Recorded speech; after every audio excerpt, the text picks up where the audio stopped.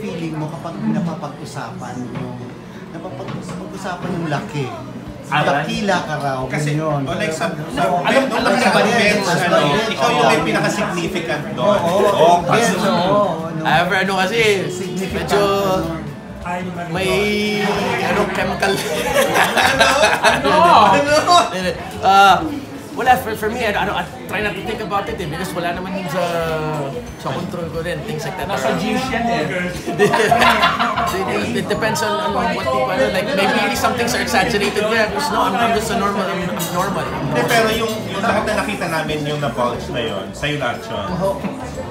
Wala, kasi may nagtatalo sila, may bilang induced ba may nilagay daw, meron daw pampa-enhance. Nothing physical. Nothing physical. Pero merong chemical. Maybe a little bit ashamed now. Ano ba yun? Medyo ano ka doon? Medyo ano ka doon? Siyempre, doon yung kaba, you're nervous, you're there in front of a lot of people. So, Kasi pagkabaw, kaya nga, so you have to maliit pa yun? Maliit pa ba yun to? Sa kanya yun. So medyo binubuhay mo para so may konting ano yun? May konting pampabuhay. Ano ginagawa mo pag binubuhay? Oh, that's Share mo naman. Google Pay na ako ng nanay ko, Google Pay na ako ni Carla. Huwag nila. Whatever you guys wanna think. After that show, this Carla tinanong namin, wala ka ng tawa. Oo, tinanong niya. Yun, oo, kasi... Totoo ba yun, Carla? Sabi niya, hindi na siya nakafocus doon. Kasi ano daw siya sa mga sigawan.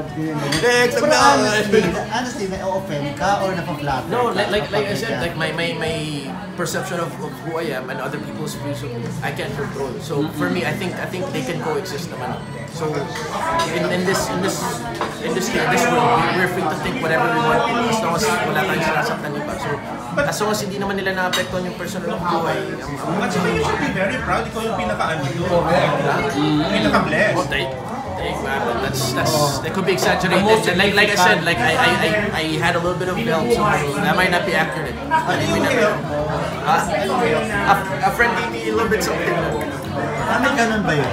Just a little bit. Dabi nila kasi hindi model, so tatry nila, sabi ko sige mo try ko. Ano to, ilong? May kinate ka na sa Yeah, topical and there was one topical, like a spray thing, then the other one you sprayed it on your, Hindi na addictive yun? Addictive?